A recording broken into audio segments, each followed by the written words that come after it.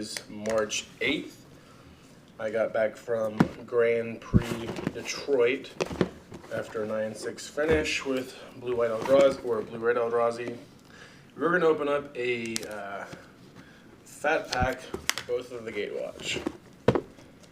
So you know, Fat Pack comes with player's guide, as an encyclopedia for the set, the Oath of the Gatewatch box, land pack, which is full art lands, which is why these are actually worth buying, 2 little cardboard deck boxes, and a spin down counter. So I know a lot of people collect the spin down counters. I've just been accumulating land packs. I had previously opened up a bunch of Fat Packs of Battle for Zendikar, and I opened up 2 expeditions. Actually, I opened up 1, my wife opened up 1. But I have not opened up any more than just 1 Fat Pack of Oath, and I did not open up any expeditions. So here's hoping. So we're going to keep our land packs intact. I have enough of these to build a draft set of each land. So there's 25 different arts, 5 for each basic land type, and to get, you know, if you consider a draft set 24, it requires like 600 different lands or maybe more. Anyway, I got enough of these to have a draft set of each art type. So I've got, I don't know, like 10 of these. But these are random. Like these are not the same. Every land pack does not have the same distribution of land. So that's important to note. If you try to build a set of the lands by cracking those, you may have to do a little bit of trading with a friend. All right. So we're gonna open up all 9 packs. So let's open this Jace one first. GP Detroit was fun. Having the Angel cosplayer sweet. The new flip Angel is gonna be sweet. All right. Slip through space is used in modern Infect, usually 1 or 2 of now, replacing Distortion Strike, I think. Consuming Sinkhole. I'd rather just have Crumbling or Crumble to Dust. That seems fine. Can't kill a death right though. That isn't just outright attacking. Alright, maybe we won't look through all of these cards since we're doing a full Fat Pack, but I'll call attention to certain things. Premium Removal right there. It's a sorcery, but still awesome. I'm losing a little bit of focus on my camera.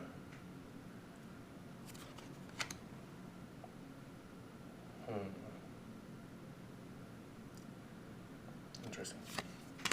Alright, and our rare is Fall into Titan, or Fall of the Titans. Interestingly, I used this at the Grand Prix as a sideboard card. It was kind of like my own little bonfire of the damned, because there's so many times I can cast multiple spells per turn, whether it's Dismember, or Endless One, or Mimic. I would do this to get rid of guys, and I would board it in, a lot of times when I'm boarding in Chalice, so I would have removal I could use through Chalice as opposed to like Gut Shot. We've got a Noah Bradley Forest and an Eldrazi Spawn. Alright, so we've got a Fall of the Titans, not an expedition that we're talking about. Alright. Nothing too exciting there. Negate, that's a sweet version of Negate.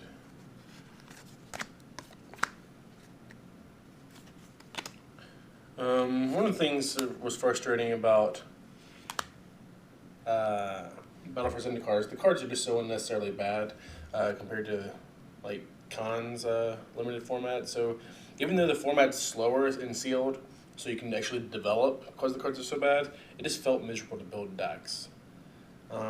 Waste, so I do not have a set of full art waste yet, so I'm always happy to open those.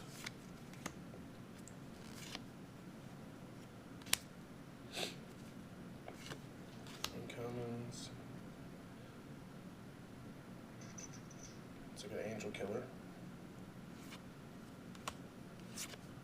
Ooh, sweet. We got a Kalitas. All right. Opened up a nice card. I got a Sandburley Swamp. All right. So we got a Mythic, and it's a nice one. I actually don't have any of these yet. This is used in Modern Jund even, so not just Standard. It's a pretty sweet card. I've been impressed by it. So very happy to have that. Kalitas. Trader of Get. That's got some interesting rules considerations you need to have if you have like wrestling piece in play. I'm not going to delve into that here, but you may want to Google discussions about how that interacts with stuff like Anaphenza or other things that would exile things otherwise. You get to choose them. Right. Brute Strength. Mighty Leap. Mighty Leap kills me all the flipping time in limited. Drives me insane.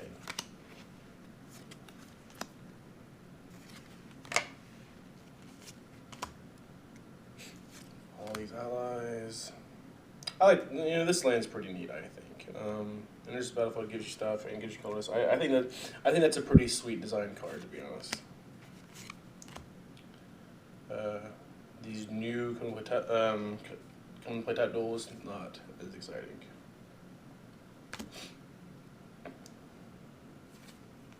Warping Whale, a sweet card. It can kill a Deathrite Shaman. It can counter a Show and Tell. It can give you an instant speed blocker. Just all the things that this can do is really sweet. I like that card a lot. And we got a Reality Smasher. All right, I did a lot of Reality Smashing this weekend. Very happy to do so. So that's a decent pull. It would have been a much better pull had it been a few weeks ago when I needed them, or when everyone else did. Now everyone knows something is going to get banned. Marion Foresight said as much. So it's not as good of a pull. It would have been nice as a foil maybe. But now that it's seeing some play in Legacy 2, it may be alright. Anyway, it's much better than a lot of theirs. I mean, I'd rather pull Reality Smasher than another Fall of the Titans, right? So. Alright, let's not slow roll this one. Let's see what's back here. And Overwhelming Denial. Alright, maybe we'll slow roll the next one then. This card, some people are actually even testing this in Vintage. So it's kind of neat. I mean, it's a counter spell, costs 4, can't be countered, but has potential to cost 2, so it could win a counter war. So that's pretty sweet. Got another Sam Burley basic, another Eldrazi, Scion. So that's 3 of those so far. Another Slip Through Space. Slaughter Drone. I spoke with Sam Black briefly. He was on Lantern, the Lantern deck, but Lantern no insight, obviously not this. And we're talking about potential bans and whatnot, and even he supports the banning of Mox Opal, like Owen Turnbull has said. And while I don't think that's necessary, if I was an Affinity pilot, I would be worried about an Affinity piece getting the next ban in January. So they'll shake up the format in April out of necessity by banning some sort of piece of Eldrazi to weaken the deck. And then in January, before the next Pro Tour, they will almost undoubtedly change the banned reserve list to shake up the format. It could, include some unbans, but so far that does seem unlikely because the cards are banned for a reason. So it seems more likely that they will ban a piece of the top tier deck, which will likely be Affinity. In 2014, the most played deck was Pod. I think most played deck was Affinity. They banned a piece of Pod. Pod. This card's really sweet. You can kill like core Firewalkers and stuff, or Etched Champions, or Etched Oracle, or whatever. Another full art waste, sweet. Anyway, in 2015 they banned Twin when it was the most played and Affinity was the second most. In 2016 they're going to ban Eldrazi when it's the most played and Affinity is the second most. In 2017 they'll likely ban a card from Affinity, likely Mox Oval, because that's, people are calling for that in anti-fast banner right now, to shake up the format. While I don't think that's necessary, that's what I fear. All right, we have a Zendikar Resurgent. So it's interesting. So it costs $1 billion, but it gives you mana and lets your creatures sort of cantrip. So yeah, that's why we want Reality Splasher over bad rares. We got a Forest from Noah Bradley, and a Zombie Token. Zombie tokens may be more relevant when the Innistrad comes out. Looks like there's gonna be some sweet zombies coming from that set. So we got 4 more packs, including this one. So we've got a crab, not very exciting. Weak creatures there, all right.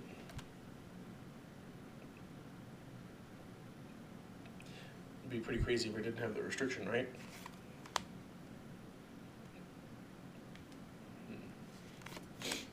Bone Saw. Anything that costs 0 has potential.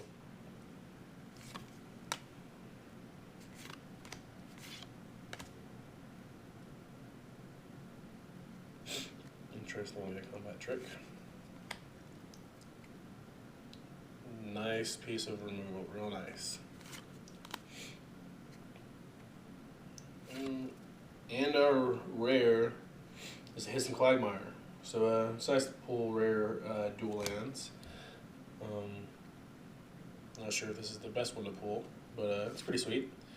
And we have a full art forest and a plant token. That's kind of silly, but we got a plant token. We got a rare land, and I don't think I have a play set of these, so I will take it.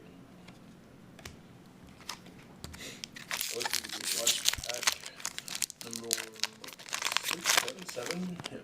All right. We have the single card. He doesn't kill attacking, or it doesn't kill a DRS unless it attacks. You have negate. Expensive spells.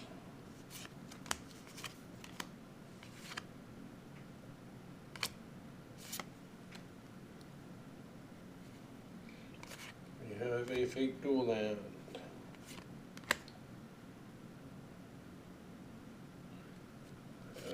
Eldrazi. And we have a World Breaker. Alright, we have 2 mythics in 1 fat pack so far. Another card that would have been real sweet to open prior to this weekend, where everyone now knows Eldrazi will get banned. That's still a sweet card. I definitely considered splashing green specifically for this card. Unfortunately, I don't know if it would have helped me any of the games I previously played or lost, but still a sweet card. Kill Worship or Ensnaring Bridge. So far we've gotten 2 mythics that are both good, World Breaker and Kalidas. We've got a Reality Smasher and we've got a Hissing Quagmire. So far I'm pretty happy with this, but I don't know if you've noticed, I have not gotten any foils, so that's kind of disappointing. So hopefully we'll get a foil here shortly. Here's a negate, that'd be a sweet foil to open. Gambit.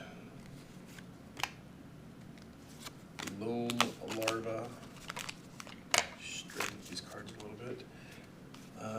Slaughter Drone. Lead by example. Blinding Drone. Pathfinder. Isolation Zone is pretty sweet. And Summoner. More of the multicolor stuff, which I've actually opened up a decent amount of multicolor so far. Oops, looks like I skipped ahead. So we have Gift Tusk, Person of Service, and Hedron Alignment. So Hedron Alignment is that combo card they printed. I'll let you check it out. It's pretty hokey. It's no Thassa, but it does give you kind of something sweet to brew with if that's what you're into. We got a Swamp. And another one of those zombie tokens. Alright. We are down to one pack in this fat pack of ours, and no foils. What are the odds of getting a foil these days? Does it say on here? Trying to look it through my camera, and it's not focusing. There we go, it's focused now. It used to, there we go. Premium card odds, 1 in 67 cards. So that's about one of every 4.5 packs. So I should get 2 foils and a fat pack, and I have received none. Let's see if we can change that with our last pack. Alright, so we've got a protector. Another crap, it's one of those packs, alright.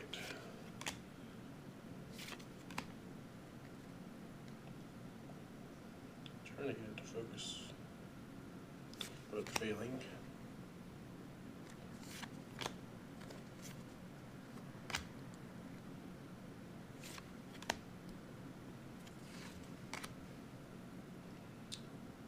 Served as a sweet mechanic. Actually, this card got cast against me in that game. I lost the game. Wall of Resurgence. Alright, our rare is Eldrazi Obligator. So I played this weekend. It's a sweet card. Unfortunately, it's not really worth that much, just a few bucks. Looks like it might be off center just a little bit. So that's a sweet card. We do get a foil. Unfortunately, it's a Gift of Tusk. In the right light, it can look alright, but not the one we were going for. But, and we get a plains and a zombie token. But you know, you look at the value in this pack, and it's really pretty good compared to what you can open up a lot of times. So you get the box. You get the land pack, which is worth $120 by itself. Then you get 9 other full art lands, you know, if you don't get like a foil. We got 2 mythics that are both good. No planeswalkers, but they're both still 2 solid mythics. We got 2 cards that are playable in the Eldrazi deck until it gets banned. Smasher and to a lesser extent Obligator. We got a duel. We got a kind of fringe-tested counterspell. We got a sideboard thing that I use. We did get 1 foil, and then 2 Castelli cards. One Castelli card and 1. I don't know if this is used at all for anything, but anyway, that's pretty sweet. I couldn't have. I can't really be too disappointed in this fat pack. We got 1 foil. We got 2 mythics that are playable, and some decent rares. So I'm fairly happy with that. I'm glad I went ahead and got it and recorded it.